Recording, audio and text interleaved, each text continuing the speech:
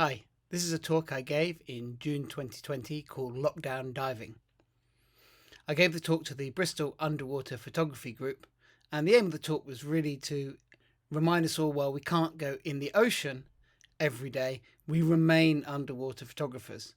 And while I'm certainly personally not being able to dive in the ocean for a little while, I have been able to dive into my archives and have really enjoyed that discovery of turning pictures that I've shot into finished pieces of work.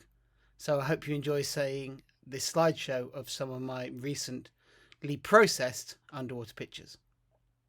The title of my talk tonight is Lockdown Diving, but I've not actually been diving for ages. But that hasn't stopped me enjoying my underwater photography, and the aim of this talk is to encourage those of you who maybe haven't been able to dive for a while to dive into those archives and enjoy the experience of processing those pictures up, seeing the pictures. And this is a collection of pictures that I've processed in the last 10 weeks while I've been at home. I guess the main aim of the talk really is to show you some previously unseen work, and it's kind of a mix really. Most of it is the last few trips I've done, and I've put those in order, and then smattered around the place there are a few pictures from much further ago that I passed over for various reasons when processing pictures from those trips back when I took them. So I hope you enjoy. For me, though, by far the most exciting part of being an underwater photographer is that feeling of creating, that feeling of being underwater, seeing great subjects, stalking our way up to those subjects, and pressing that shutter, click, click, click, click. It's an addictive feeling. I think it's addictive for two reasons. First of all, it's addictive because you get that feeling of being on the hunt, trying to outwit the subject. But it's also addictive from an artistic point of view of wanting to create those images.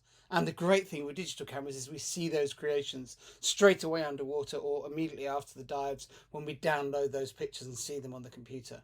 And certainly, I think something that unites us all is there's a real feeling of exhilaration when we capture that image we want, or we capture an image that really pleases us. As a result, as underwater photographers, we tend to shoot a damn sight more than we ever process. I was sort of trying to tot up my sort of numbers that I shoot each year. On most of my trips, I tend to shoot between about 3,000 and 8,000 pictures on a 1 week or 2 week trip, depending on how much sort of what's going on. Sometimes it's a little bit higher than that, sometimes less. And I probably do a trip most months in a normal year, obviously not at the moment. So over the course of a year, I'm probably taking over 50,000 pictures. I'd say somewhere around 70, 80,000 pictures each year.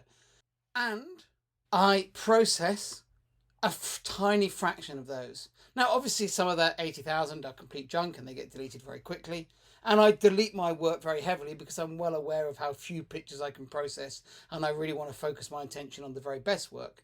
But even so, even in a good year, the number of pictures that I get to properly process up numbers in the hundreds.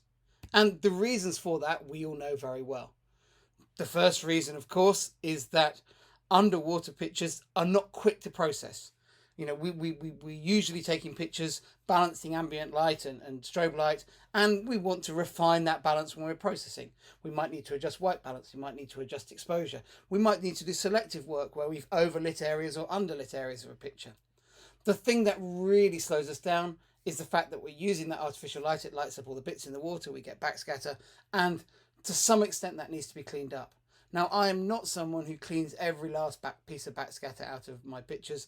I embrace the fact that the ocean has particles in it, but I do want to usually clean up the distracting pieces of backscatter, the pieces that catch your eye. In some pictures, that might be 1 or 2 clicks. In other pictures, it might be a few hundred clicks to get rid of an area that I think is really bad, and that takes time. And those things mean that the bottleneck for producing finished work as an underwater photographer is not the click, click, click. It's very much the processing. So all of us have got these archives of pictures that we've never really got around to processing. And it's something that I think we can dive into at the moment when we're not able to travel. The other thing that slows me down as well is I want my pictures to be saleable, to be usable. And for a picture to be usable, you need to tell people what it's a picture of. So a picture needs to be accompanied with a caption that says what's in the picture, what's it's doing, and where is it's taken. All those keywords need to be typed in, that caption needs to be typed in, and the animals in the picture need to be identified. So in this picture here, we've got a Nassau grouper looking at a Caribbean reef shark, so those need to be identified, Latin names added. It's in that kind of bed of common sea fans, those need to be identified. Probably I wouldn't bother identifying the sea rods or the star coral, probably not the schoolmasters in the background. But the problem of coral reefs particularly is there's so much diversity. This is a Caribbean reef. You take a picture like this on a reef in Southeast Asia and you have even more species to deal with, and all that captioning and keywording takes time, and so you never need to feel guilty as an underwater photographer for only processing your very best work. But it does mean that we have these fantastic archives to dip ourselves back into. So tonight I'm just going to show you a selection of pictures in a fairly fast moving slideshow that I've processed over the last 10 weeks. Some are ones I have shot recently. This is the picture I took in March this year in Cuba. Others are shots that I took a long time ago but have never got round to processing. And this is a picture I shot in California on a trip there in 2015, and I'd completely ignored it until about 2 weeks ago, and then I processed it up, and I really like this shot. So there are these little gems to be found in amongst the process, in amongst your pictures. The reason that we skip over pictures can be manifold. Often for me, it's the fact that I've got another trip coming up and there's only so much time after a trip to process.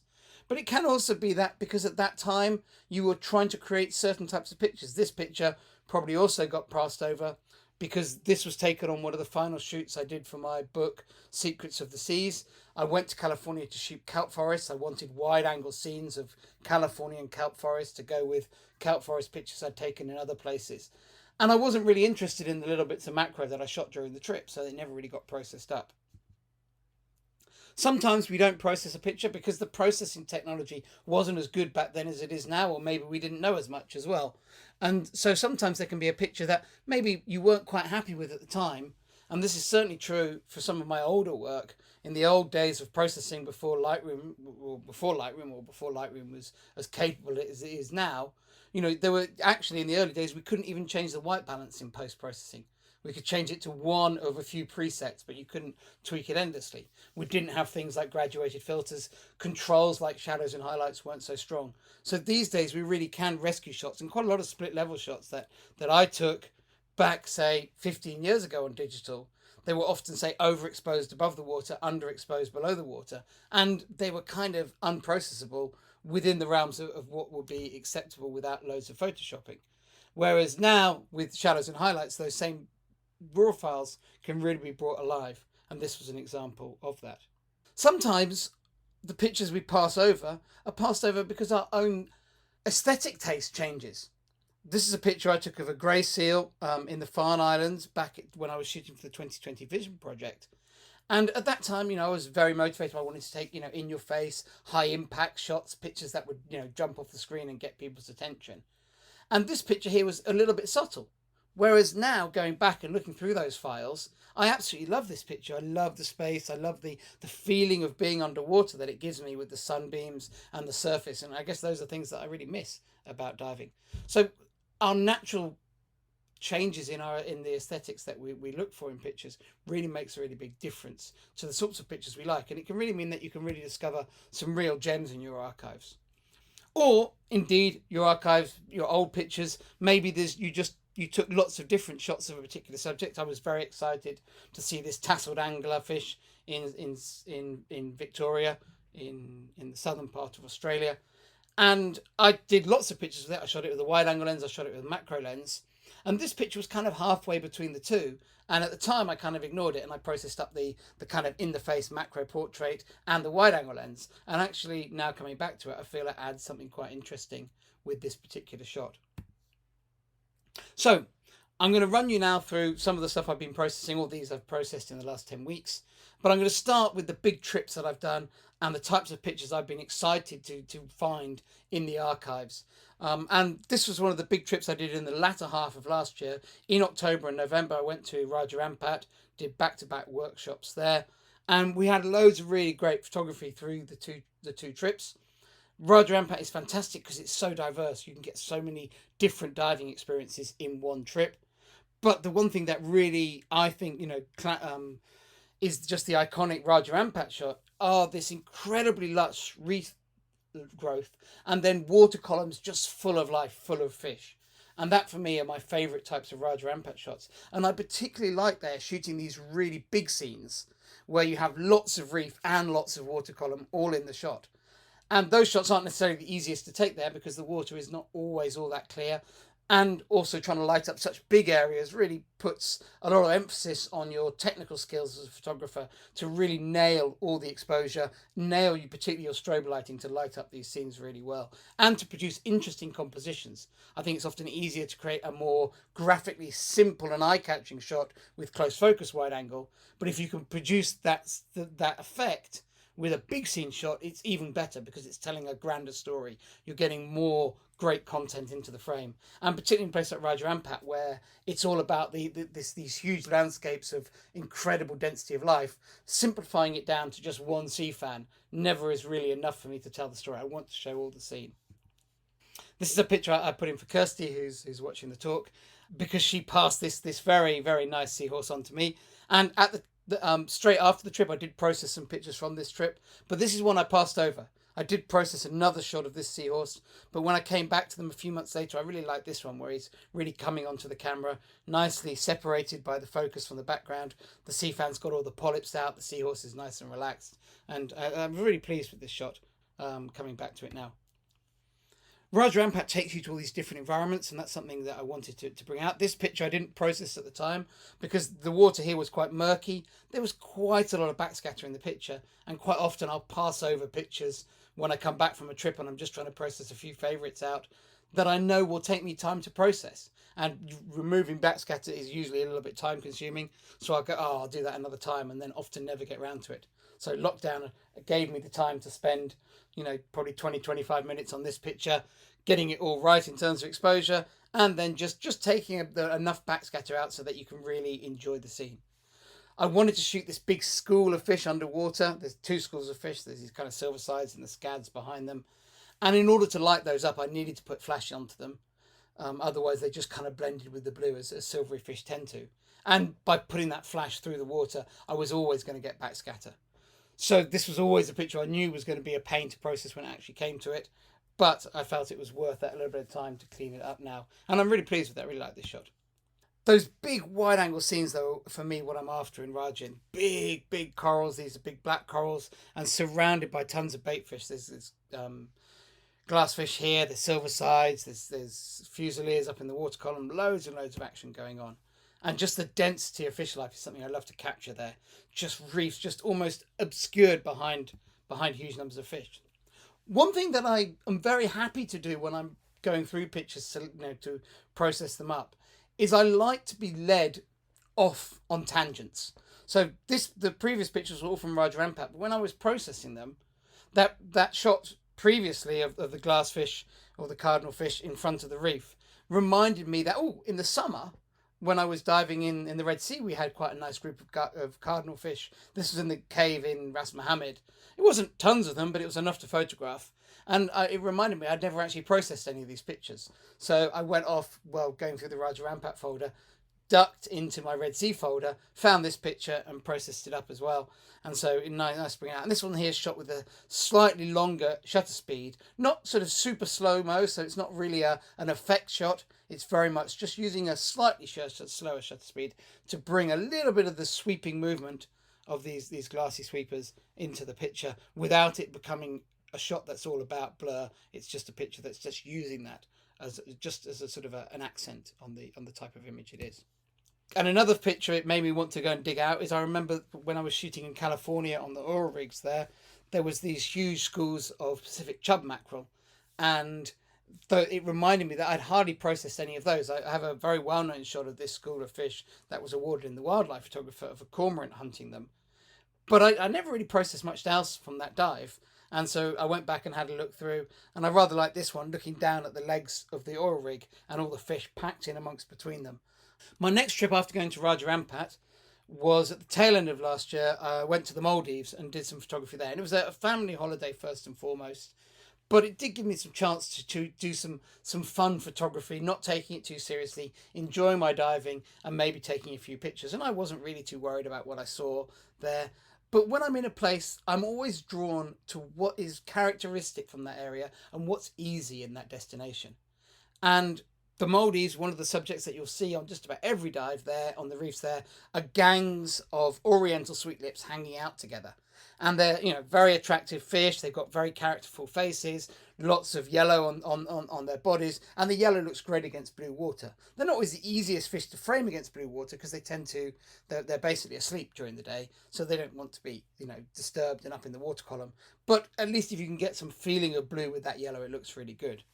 And because they're asleep and they're generally a pretty friendly fish, if you take your time and get close to them and maybe there's a little bit of current running, you can get them nicely in nice formations facing the camera. And I really like this shot here. The other thing that we were doing in the Maldives, we were in Lamu Atoll, in the southern part of the Maldives. And there's an amazing resort called Six Senses.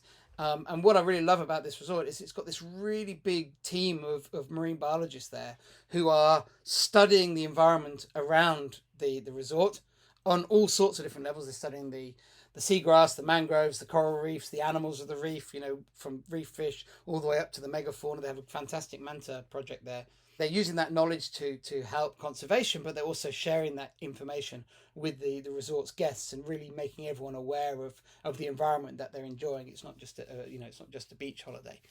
But it was great to dive with the marine biologists and actually just photograph their passion. And this is one of the marine biologists here who's super excited that the seagrass was in flower when we were there. And she's just showing me one of the flowers. And I think I just love the excitement in her face in this picture. So I wanted to process it up. I think also the lockdown has actually given me a chance to process up some pictures that I had wouldn't have necessarily got around to. This is not an amazing picture at all. It's a very standard shot of a really cool animal. I don't see many guitarfish. Under normal circumstances, I'd have probably never got around to processing this picture up because it's a little bit of an ID shot really. But it's nice to have that coverage, and I can definitely see next time I'm writing a Maldives article or something, I'll submit this with the feature, and I can see a magazine maybe using this small as an illustration in a column or something. So it's great to be able to process pictures that tell these stories. Another advantage of diving with the marine biologists was that they were able to show me lots of different things that I don't normally see. This is a type of pygmy goby that's almost certainly a new species. And then also another thing that was sort of common that we shot when just my wife and I were diving together on the house reef is there were lots of these pink-eyed gobies. And pink-eyed gobies are a common fish, but actually in recent times lots of people have been really excited about, and they're always showing me pictures of them in Asia where dive guides have pointed them out to them and they get super excited about them. But actually this fish is very widespread, and I realised that I've always sort of say to people, oh yeah, but you can see this in the Maldives or you can see it in the Red Sea. But I realised that I'd never actually bothered to process a picture of one from the Maldives or the Red Sea. So I thought, lockdown, good chance to process these up. So this is a pink-eyed goby from the Maldives. This is one from the Red Sea. Just to make sure I've not only got photos of this species, but I've got photos of this species across a range of different locations. The first trip I did in 2020 was to the Cayman Islands. Classic Cayman Islands subject matter. These are stingrays taken there, split level of stingrays cruising around at dawn. Other classic Cayman subject matter. This is the wreck of the kittiwake, which is always very, very photogenic. Again, real favourite on the workshops that I run there. But actually what I tend to use my Cayman workshop for, particularly on the Red Sea one as well, trips that I do every year, and I've kind of photographed every place we go to many, many times, is I often use them for equipment testing. So on this trip I was trying out some of Nauticam's new lenses. This is taken with the Nauticam WACP2 lens. It's the very big, very high quality optical port they've got for wide angle. And this is shot with the Nikon Z7 behind using that port. Really great optical quality, incredibly wide, really, really cool lens. But expensive and tough to travel with. It's very much for someone who wants the absolute ultimate and doesn't care what it takes to get it there. The other lens I got to try was Nauticam's new bug-eye lens, which for me is definitely something I'm going to be getting as soon as I'm able to get my hands on one. It's a bug-eye lens, so it allows you to do these ultra wide angle macro shots. And why for me it's a real game changer is we've had a few lenses that have had this capability before. It's not all that difficult to build a fisheye relay lens, but what's difficult to do with them is to make them good quality. Inon produced one which we were all very excited about 15 years ago, and it worked great, but it was about a 2 megapixel lens. You couldn't really print it, the pictures full page on the magazine. I have, I think, at least one or maybe two magazine covers taken with it, but they're not really great printed. They look great as thumbnails on a website, but they don't really hold up printed. The great thing about this Nauticam lens is it's just got incredible detail. You know, you can zoom right in on these shots and just see all the detail super sharp. There's none of the problems in the corners that these lenses have typically had underwater in the past. And I'm really, really excited to take this somewhere with loads of subjects suitable for this. So, you know, the Scottish sea lochs are great for that, or somewhere like Lembeh in Indonesia would be fantastic. I'm really excited to use it there.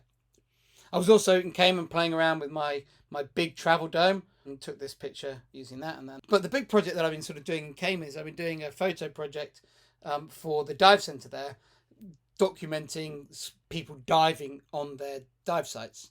And most of the shots on that have been about taking pictures of divers in recognisable places on the dive site. But it's given me the chance to do a little bit more people photography than I normally do. And I've really enjoyed that. And this is one of the more creative shots we tried. I've tried this with a few different models actually and done it a few times, and it's really cool. But if you've ever done model photography underwater and you're diving with someone with long hair, if you make them stop and stay still, their hair will float up in the air above them. And obviously it looks a bit silly in a photograph, but so normally what you do is you get your model who you're photographing to keep swimming slowly underwater, and that way it keeps their hair flowing backwards. Not a problem that I have on my dive. But I had this idea to really sort of make the most of this floating hair shot, because it is a real feature of diving. You know, people who have got long hair, you know, their hair floating around is kind of part of the experience of being underwater. So I wanted to capture that in a photo. And the way you set up a shot like this, you know, we did by trial and error, is you obviously get the model to stay still and their hair floats up.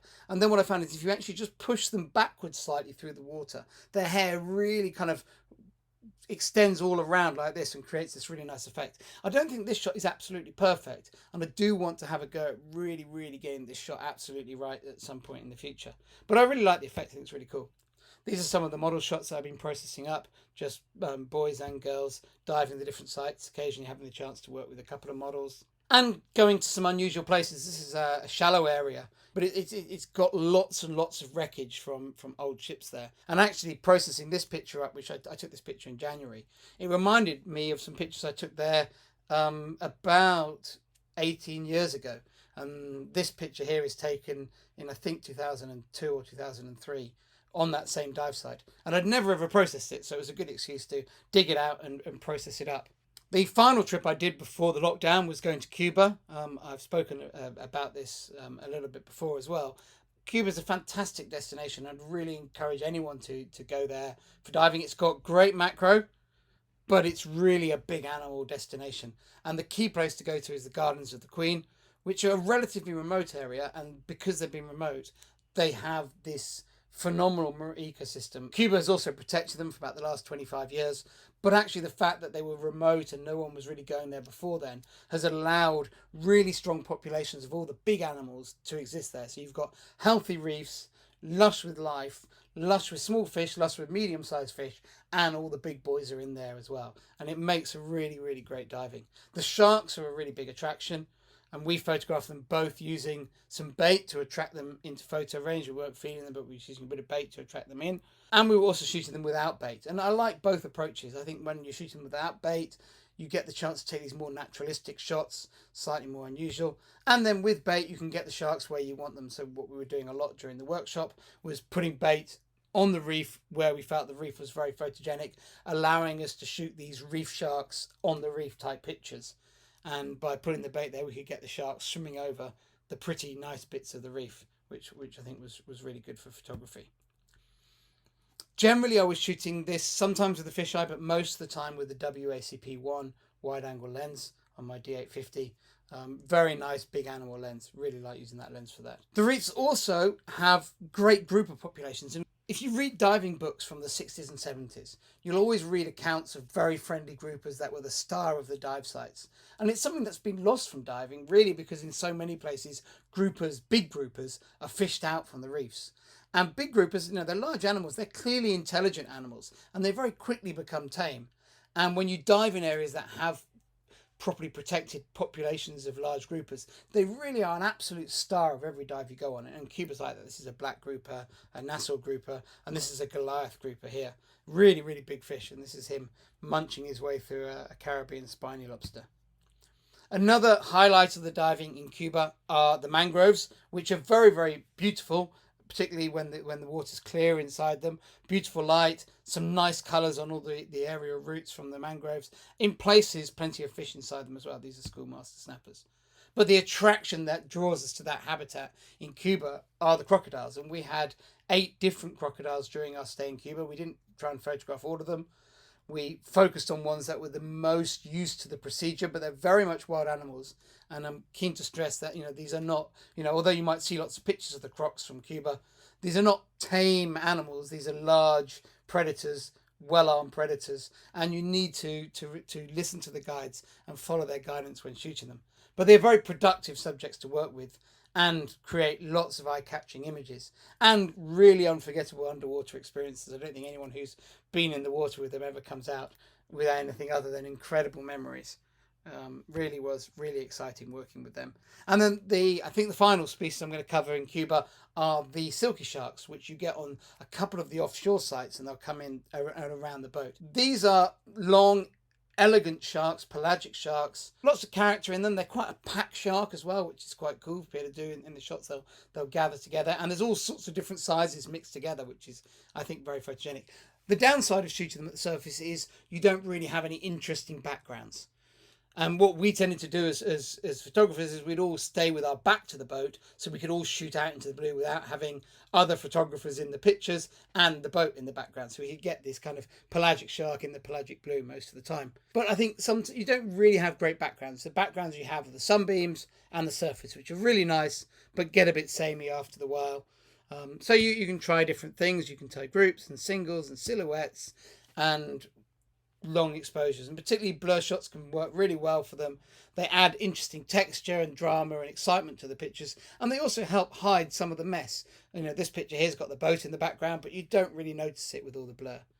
And I think it's a nice way of adding drama to shark shots. So I'm going to finish off the talk now just talking through a few of my favourite pictures that I've processed in the last few months from the archives. This is a picture I shot last year, in the autumn of last year, in sort of September time in the Red Sea, and it's a pair of broomtail wrasse spawning.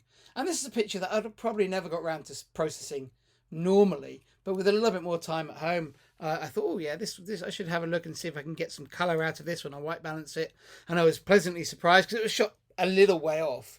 Because, to get to see the natural behaviour, you can't just swim straight up to the fish and expect it to carry on. So you tend to err on the side of being a bit too far away. But actually this white balanced really well, and with a little bit of contrast added to it in the processing, I think it looks really cool. And I love the shape and the movement of the two fish. You can really see the way they're swimming together up to spawn. The male is the big one and the female is the small one. I've just written an article on angelfish, and that encouraged me to dig out some angelfish pictures that I'd never processed. This is an Arabian angelfish here on the reef, and this picture's a little bit messy. The reason I passed over it the first time is the anthers are kind of all over the place. The sun is a little bit too much over the top. I think it's got a diver in the background, the bubbles of the diver, but I like the energy of this shot. I don't think it's a perfect image by any means, but I think it takes me there. And I think actually it's a picture that will be popular with magazines because I think it captures that feeling of diving and seeing a really cool fish like this and seeing all that energy underwater. So I really like the shot, even though it's kind of not a graphically perfect shot, certainly not a competition style shot, but it definitely communicates. And so sometimes when we have the chance to dip back into our archives, we find pictures that maybe push different buttons and can work in different ways for us. This is the engine room of the Janice D lit up with a remote strobe, and I really like this effect of this shot, particularly this looking down through the layers of the engine room down to the engine there at the bottom. And I like this school of sweepers that's coming across the frame as well, just slightly obscuring the scene. And I find this a really interesting picture. I have taken similar shots to this before, and sometimes I've processed them so that the fisheye distortion is taken out of the picture. But I'm okay with the fisheye distortion. I think when you process it out, the picture isn't actually graphically as strong. So as an underwater photographer, I'm perfectly okay with that bendiness. This is another picture of the wrecks. This is the lower deck on the starboard side of the Thistlegorm, hold number 2. And these are Norton motorbikes in the back of the Watt 3 Fordson trucks. A great place to take pictures. Both sides in this area are really, really nice. This is a panoramic picture. Just trying to find different angles. Generally, it's better to do this shot really right in the middle, shooting this, because it helps keep all the lines of the motorbike straight. But I was just trying to create a shot that was a panoramic picture, but was a bit more usable. I find when I shoot the panoramas from the middle of the scene, I end up with this very long picture that actually can't be used easily in magazines. So I wanted to take a picture that was making the most of this bigger view that you can create with a bigger scene than you could shoot with a fisheye lens by shooting a number of frames and stitching them as a panorama, but actually still trying to keep a reasonable aspect ratio so that the picture is very much usable in a normal way. And I like this shot, and I probably never got around to processing it otherwise. This is a picture I bumped into while processing. Another slightly unusual one for me. This is a picture that I took with Jeff Hartog. Some of you may know he's who, particularly in the past, has done a lot of really fantastic pool photography with models. And before a shark trip one year, we spent a day in his swimming pool in Florida doing some model photography, just the three of us there. And I really like this shot, but I'd never kind of, I'd got no output for these types of images, so I'd never really bothered to process them up. That's something I've tried to do throughout the lockdown is to spend maybe half an hour a week just going and almost randomly picking a folder from a trip that I remember, but haven't looked at for years and years. And this is definitely 12, 14 years ago, and I've done go back and revisit some of those images and just pick one or two to process up and have a look at them. You find pictures that you would passed over. This is I'm sure an opinion splitting picture. It's an anemone fish fanning its eggs with its pectoral fin, and you can see the eggs bending and moving as it wafts the current over them. And it's shot with very, very shallow depth of field with a trioplan lens, which has created these kind of bubble-like bokeh effects of the lights. And I really like it. It's different and interesting, but I can completely understand someone who hates it. Again, it's a picture that I just felt was too much of an opinion splitter to want to process at the time, but I really like it. This is from another dive into the archives. This is back when I was looking for those California shots. And this is a shot that at the time I shot it, I really liked. I was really happy with it. I was in a cave, there's a nice sheep's head. Peter Rowlands was modelling for me, and he was modelling really well. And the whole picture, I like the purple in the foreground, the way the cave was framed. A really nice sort of Californian diving picture, very useful picture to have. Could see this being, very well used in by magazines. So a really useful picture, but I never processed it at the time because that shoot was very specifically for the book and I wanted kelp forest pictures, and this isn't really a kelp forest picture, it's a Californian diving picture, so it kind of got passed over. Another archive that I ducked into was my one trip photographing leafy sea dragons, one of the coolest creatures in the ocean. But again, at the time I processed lots of pictures, but I think my tastes have changed now. And this picture here, at the time I felt, it's got far too much space in the picture. The subject's not really dominating the frame. It's kind of a bit low and a bit off to one side of the picture. I didn't really bother processing it, but returning to it now, I was like, I really like that shot. I like the space. I really like the sunbeams. It had a fair amount of backscatter in, and I've taken some of it out and left some of it in. You can see a bit of backscatter at the top of the frame. But I think it creates, I really like the feeling of this picture. And I think the space in it really sets the subject off, gives it a flavour of the habitat it lives in. This is a real favourite. I think it's my last picture from the processing. And this is one that almost leaves me scratching my head why I didn't process it at the time. Because I think this is possibly the best shot. This is from of that shoot. This is a shoot that I did in the Farne Islands for the 2020 Vision Project back about 10 years ago now. And no one had ever shot puffins underwater in the UK at that point, and so it was very much sort of a guess as to what lens, how to try and do it, and everything. And the Farne Islands was a reasonable destination for it. We went there because I knew how to go diving there. I had good contacts, and we actually took a tiny little rubber boat out with just two of us on it and dived the Farnes off this tiny little tender. But the visibility was very poor, and it was difficult conditions to shoot them in. It was right in the middle of summer. The water, was about 2 meter viz, and you had these very fast moving small birds to try and photograph. But it was a lot of fun, and I was really pleased with the shots we got. I think at the time I tended to favour the shots where you could really see the wings and you could really see them flying through the water. That was really what I came away from the shoot thinking, was I loved the way they moved in the water. I wanted to capture that in the pictures. But all the shots I had have just got single puffins in. And this is the only shot I've got where the main puffin's in focus and I've got two birds in the picture. And for that reason, this is a real standout picture. And I can't believe I kind of passed over it at the time. But it shows how, maybe what you were thinking at the time when you shot pictures can, on reflection, 5 or 2, 3, 5, 10 years later, can maybe change. And that I think all of us have got in our archives these shots that are sitting there ready for fresh eyes to discover them. So hopefully you enjoyed seeing those pictures that are all sort of hot off the press, even if aren't taken very recently. And hopefully that'll encourage you to do a little bit of lockdown diving into your archives too. Well, many of us are stuck far away from the ocean. Thanks very much.